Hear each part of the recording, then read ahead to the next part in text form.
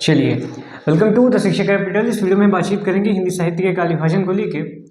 तो काल विभाजन से प्रश्न आपकी परीक्षाओं में बनते हैं, हिंदी से संबंधित जो आपकी परीक्षाएं होती हैं। तो हिंदी में तमाम इतिहासकार हुए हैं। जिस तरीके से हर भाषा का अपना इतिहास होता है, उस तरीके से हिंदी भाषा का भी अपना इतिहास है और हिंदी भाषा को लिखने वाले इतिहासकार हैं। तो इन इतिहासकारों में बहुत नाम आते हैं, जैसे आचार्य रामचंद्र शुक्ल हैं, आचार्य हरिहर प्रसाद द्विवेदी हैं, डॉक्टर रामकुमार वर्मा हैं। ऐसे तमाम इतिहासकार आते हैं जो अपने अपने तरीके से काल का विभाजन और नामकरण करते हैं। तो आचार्य रामचंद्र शुक्ल के अनुसार यहाँ पे हम देखने का प्रयास करेंगे कि आचार्य रामचंद्र शुक्ल हिंदी के बड़े आलोचक हैं और यहाँ से प्रश्न आपके इनसे जुड़े हुए प्रश्न आपके बनते हैं कि आचार्य रामचंद्र शुक्ल के अनुसार आदिकाल का नाम क्या है, उसका समय क्या है। तो उनसे जुड़ी हुई बातचीत यहाँ पे करेंगे। तो हिंदी से जुड़ी हुई परीक्षाओं के लिए यह महत्वपूर्ण है। आचार्य रामचंद्र शुक्ल का जो हिंदी साहित्य का इतिहास है वो 1929 में प्रकाशित हुआ था। हिंदी शब्द सागर की भूमिका के तौर पर प्रकाशित हुआ था इनका ग्रंथ प्रारंभिक तौर पे। उसके बाद में जो है बाद में हिंदी साहित्य का इतिहास नाम हुआ। प्रारंभिक तौर पर इसका नाम हिंदी साहित्य का विकास था। तो आचार्य रामचंद्र शुक्ल ने जो बातचीत करी, तो उन्होंने क्या किया कि संपूर्ण इतिहास को, हिंदी के संपूर्ण इतिहास को उन्होंने 4 भागों में डिवाइड किया। और इसके साथ ही साथ उन्होंने जब शुरुआत करी तो आदिकाल का जो उन्होंने नामकरण किया वो वीरगाथा काल नाम से किया। देखिए प्रश्न आपकी।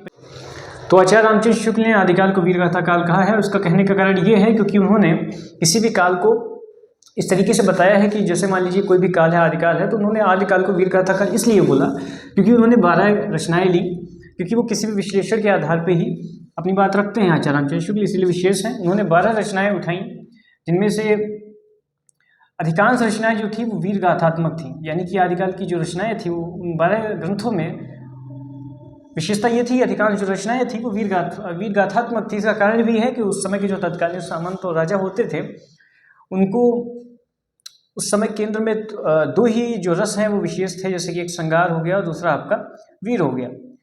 क्योंकि उनको अपने सैनिकों के लिए और अपने लड़ाकू लोगों के लिए जो मोटिवेशन के तौर पे जो है ऐसी रचनाओं का सृजन जो है वो दरबारी कवि करते थे। जैसा कि आप देखते हैं कि जो चंद्रबरदाई हैं वो पृथ्वीराज रासो लिखते हैं और उसमें भी तमाम तरीके के ऐसे उदाहरण आपको देखने को मिलेंगे। तो इसलिए उन्होंने वीरगाथा काल कहा, क्योंकि उन्होंने जिन रचनाओं का अधिकतर रचनाओं का चयन किया, उसके बाद उन्होंने देखा कि उन 12 ग्रंथों में जो अधिकांश रचनाएं हैं वो वीरगाथात्मक हैं। तो आदिकाल को उन्होंने वीरगाथा काल कहा। उसका समय उन्होंने संवत 1050 से 1375 विक्रमी माना। जैसा कि मैं चर्चा कर चुका हूँ कि ईस्वी से जब विक्रमी संवत में जो है कन्वर्ट करते हैं तो उसमें एक फ़र्क हो जाता है ये कि उसमें जब ईस्वी से विक्रमी संवत में करते हैं तो उसमें 57 जो है प्लस हो जाता है, और विक्रमी संवत से जब ईस्वी में कन्वर्ट करते हैं तो उसमें 57 माइनस हो जाता है। तो ये बात आपको ध्यान देने की ज़रूरत है, क्योंकि परीक्षाओं में आपकी विक्रमी संवत भी पूछा जा सकता है और ईस्वी यानी कि सन में भी प्रश्न पूछा जा सकता है। तो आदिकाल को उन्होंने वीरगाथा काल कहा। उसका समय उन्होंने संवत 1050 से 1375 ईस्वी माना। पूर्व मध्यकाल को उन्होंने भक्ति काल कहा और संवत 1375 से 1700 तक इसका समय माना। जैसा कि आप देख रहे हैं समानांतर तौर पे क्रमानुगत तौर पे देखेंगे आप तो संवत 1050 से 1375 मानते हैं और ठीक इसके बाद 1375 1700 मानते हैं। उसके बाद ठीक उत्तर मध्यकाल यानी कि रीतिकाल को वो संवत 1700 से 1900 मानते हैं। आधुनिक काल को वो गद्यकाल कहते हैं और संवत 1900 से 1984 तक उसका समय मानते हैं।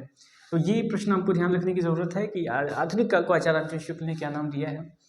तो उनका नाम देने का बेसिकली यही फंडा था कि वो किसी भी काल का जो नामकरण करते थे वो उस काल विशेष की रचनाओं की विशेषताओं के आधार पर करते थे। तो यही आचार्य रामचंद्र शुक्ल की विशेषता है। और किसी भी कवि की जब वो समीक्षा करते हैं तो उसमें भी इस बात को केंद्र में रखते हैं। आधुनिक काल तक हमने बात कर ली। अब आधुनिक काल अपने आप में एक बड़ा काल है जिसको आचार्य रामचंद्र शुक्ल ने गद्यकाल कहा है। इसके कई डिविजन्स होते हैं आगे चल के। जैसे 1850 में जब भारतेंदु युग शुरू होता है तो भारतेंदु युग हो गया। उसके बाद आपका द्विवेदी युग, जो कि महावीर प्रसाद द्विवेदी के नाम पे है। इसके बाद क्षयवादी युग,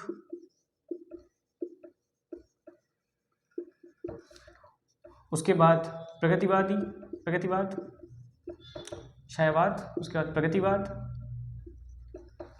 उसके बाद प्रयोगवाद जिसके प्रवर्तक अज्ञेय हैं, उसके बाद नई कविता। तो भारतेंदु युग, उसके बाद द्विवेदी युग, क्षयवाद युग, उसके बाद प्रगतिवाद, प्रयोगवाद और नई कविता। इस तरीके से आधुनिक काल का पूरा डिवीजन होता है जिसको आचार्य रामचंद्र शुक्ल गद्यकाल कहते हैं। भारतीय युग का जो समय है वो 1850 से 1900 तक है। उसके बाद द्विवेदी युग का आपका 1900 से 1920 तक है। क्षयवाद का 1920 से आपका जो है 1936 तक है। प्रगतिवाद आपका 1936 से 1943 तक है।